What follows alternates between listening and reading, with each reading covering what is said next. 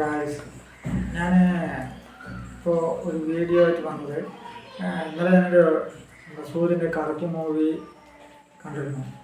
അപ്പോൾ അതിൻ്റെ റിവ്യൂ ആയിട്ട് കണക്കാക്കിയാൽ മതി. എൻ്റെ പേഴ്സണലായിട്ടുള്ള ഒരു ഇതാണ് കണ്ടതിൻ്റെ. അല്ലാണ്ട് ഞാൻ പടത്തിനെ കുറിച്ച് മോശമായി വിലയിരുത്തുക അങ്ങനെയൊന്നും കരുതണ്ട. സൂര്യ ഫാൻസ് ആണെങ്കിലും ആരാണെങ്കിലും തെറ്റായിട്ടൊന്നും കരുതണ്ട.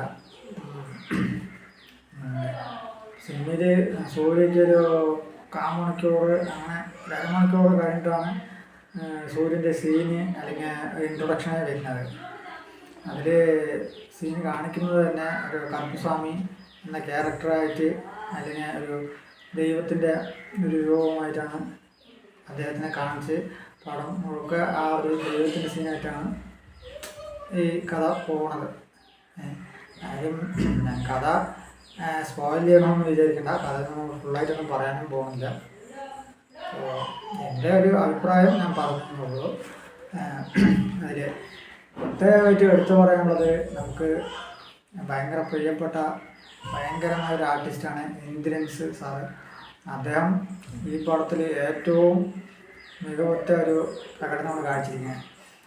എന്താണെന്ന് വെച്ചാൽ അദ്ദേഹത്തിൻ്റെ സീനുകൾ ഓരോന്നും തന്നെ വളരെ സൂപ്പറായിട്ട് അഭിനയിച്ചിട്ടുണ്ട്.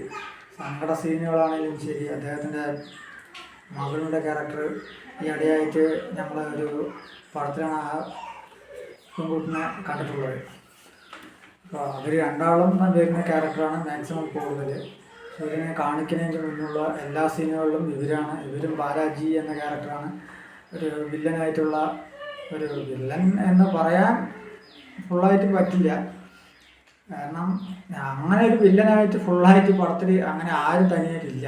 ഒരു എതിർ ദിശയിലുള്ളൊരു ക്യാരക്ടറായിട്ടാണ് അദ്ദേഹം അഭിനയിച്ചിരിക്കുന്നത്.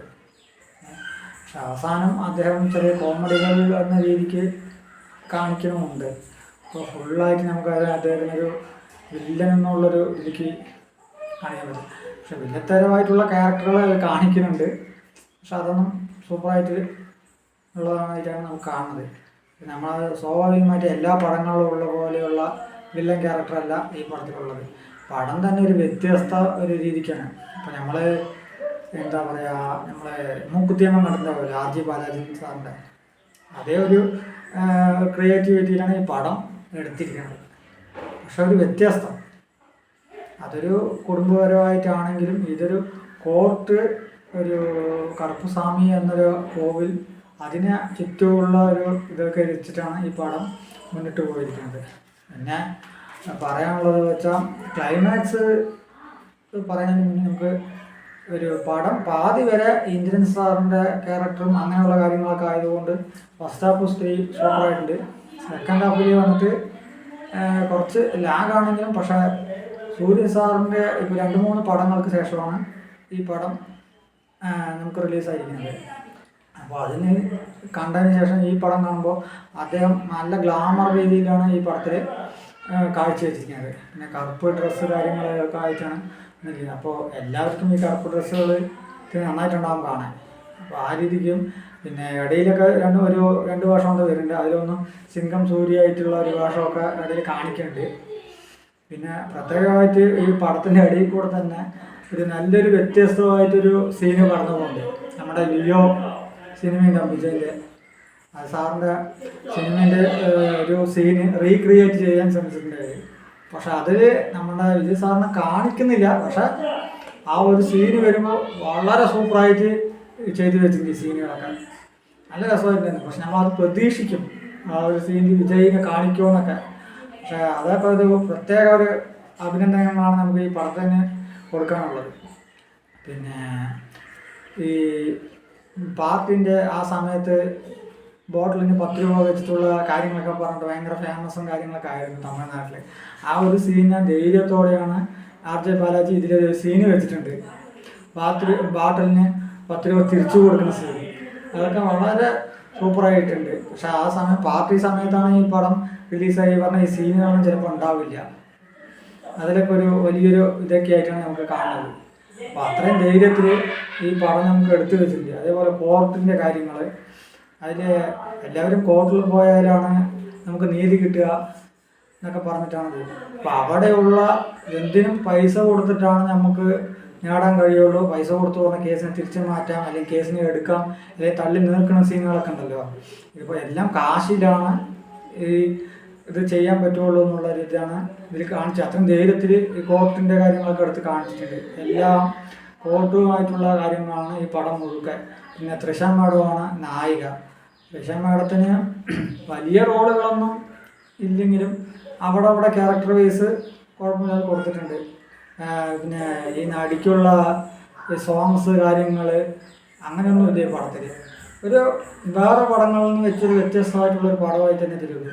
റൊമാൻറ്റിക് സീന് അങ്ങനെ കാര്യങ്ങളൊന്നുമില്ല. അപ്പോൾ ദൈവത്തിൻ്റെ ഒരു സീനുകളായിട്ടാണ് ഇത് ചിത്രീകരിച്ചിരിക്കുന്നത്.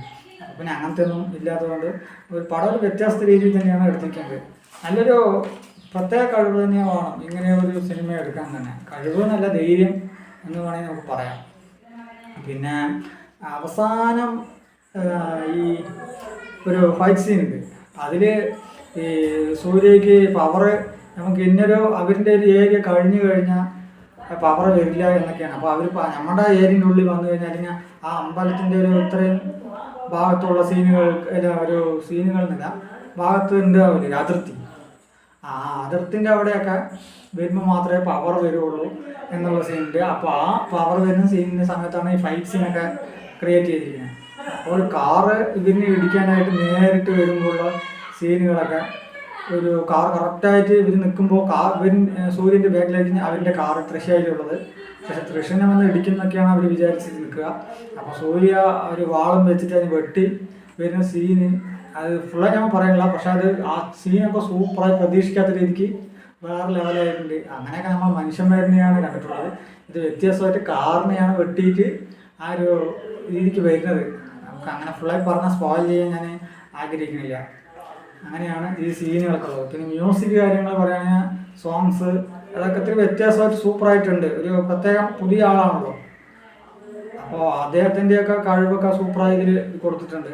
പിന്നെ ഞാൻ പറഞ്ഞില്ലേ റൊമാൻസസ് അങ്ങനത്തെ കാര്യങ്ങളില്ല, അങ്ങനെയുള്ള പാട്ടുകളില്ല. അതില്ല അത്യാവശ്യത്തിന് വേണ്ട സ്ഥലങ്ങളിൽ പാട്ടും വെച്ചിട്ടുണ്ട്. അതേപോലെ തന്നെ മ്യൂസിക്കുകളൊക്കെ സൂപ്പറായിട്ട് ഈ മറ്റേ ദൈവത്തിൻ്റെ സീനുകളായിട്ട് പിന്നെ കറുപ്പിനെ കാണിക്കുമല്ലോ. അപ്പോൾ നമുക്ക് നല്ല ഗോസ് ബംസ് വരുന്ന പോലെയൊക്കെയാണ് മ്യൂസിക് ക്രിയേറ്റ് ചെയ്തിരിക്കുന്നത്. അതൊക്കെ വ്യത്യാസം സൂപ്പറായിട്ടുണ്ട്. പിന്നെ നമുക്ക് പറയാനുള്ളതെന്ന് വെച്ചാൽ ഈ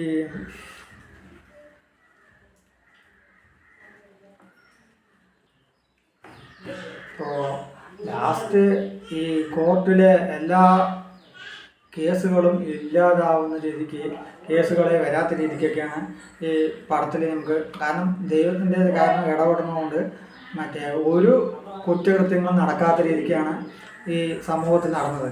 അപ്പോൾ അതിനുശേഷം കോർട്ടിലേക്ക് ഒരു കേസും വരുന്നില്ല. പിന്നെ അതുകൊണ്ട് അവിടെയുള്ളവർ പഴയ കേസ് കെട്ടുകൾ ഫയലിനെയൊക്കെ തുടച്ച് ആ കേസുകളിനെ എടുത്ത് അവർ അന്വേഷിക്കാനും കേസുകൾ തുടങ്ങാനൊക്കെയാണ് ചിത്രത്തിൽ കാണിച്ചിരിക്കുന്നത്. അതിനുശേഷം ആ കോർട്ട് നമുക്ക് അവിടെ നിന്ന് മാറ്റാനുള്ള അവസ്ഥയിലേക്ക് RJ ബാലാജി അതിനെ കൊണ്ടുവരും. എന്നിട്ടാണ് ഒരു പുതിയ കോർട്ട് അതിലെല്ലാ പുതിയ നിയമങ്ങൾ പുതിയ ഇതൊക്കെ വരുത്തുന്നുണ്ട്. പിന്നീട് അവിടുത്തെ ജഡ്ജ് ബാലാജിക്ക് എതിരായി മാറുകയും അദ്ദേഹത്തിന് പേടിയായിട്ട് അദ്ദേഹത്തിൻ്റെ വാക്കുകൾ അനുസരിക്കാണ്ടും അങ്ങനെ ഒരു രീതിക്കൊക്കെയാണ് കഥ പോയിക്കൊണ്ട് ലാസ്റ്റ് അവസാനിക്കുന്നത്. പിന്നെ കാണിക്കുന്നത് സെക്കൻഡ് പാർട്ട് എന്ന രീതിക്കാണ് ലാസ്റ്റ് അവസാനം കൊണ്ടെത്തിക്കുന്നത്. അത് ബാലാജി വന്നിട്ട് ചട്ടമന്ത്രത്തിൽ വന്ന് ഇരിക്കുന്ന പോലെയാണ് ഒരു സീൻ കാണിച്ചിട്ട് അവസാനിപ്പിക്കുന്നത്. അപ്പോൾ നമ്മുടെ ഈ വീഡിയോ റിവ്യൂ ആയിട്ട് ആദ്യമായിട്ടാണ്. തെറ്റുകുറ്റങ്ങളൊക്കെ ഉണ്ടെങ്കിൽ എല്ലാവരും നമ്മളെ ക്ഷമിക്കുക. കമൻറ്റിൽ നിങ്ങൾ കണ്ടിട്ടുണ്ടെങ്കിൽ മൂവി എങ്ങനെയുണ്ടെന്ന് ഒന്ന് കമൻറ്റ് ചെയ്യുക. നന്നായിട്ടുണ്ടെങ്കിൽ കമൻറ്റ് ചെയ്യുക. നിങ്ങൾക്ക് ഇഷ്ടപ്പെട്ടിട്ടുണ്ടെന്ന് കമൻറ്റ് ചെയ്യുക. മോശം അഭിപ്രായങ്ങളാണെങ്കിൽ അങ്ങനെ തെറ്റായിട്ട് ആരും കമൻറ്റ് ചെയ്യേണ്ട. കാരണം എന്താണ് പറഞ്ഞാൽ നമ്മൾ ആദ്യമായിട്ടാണ് ഒരു വീഡിയോ ഇടുന്നത്. മൂവിന് ഞാൻ കണ്ടു എന്നുള്ള നിലയ്ക്ക് ഇടുന്നത്. അപ്പോൾ നിങ്ങൾ സപ്പോർട്ട് ചെയ്യുക, അതെനിക്ക് പറയാനുള്ളൂ. Okay, by.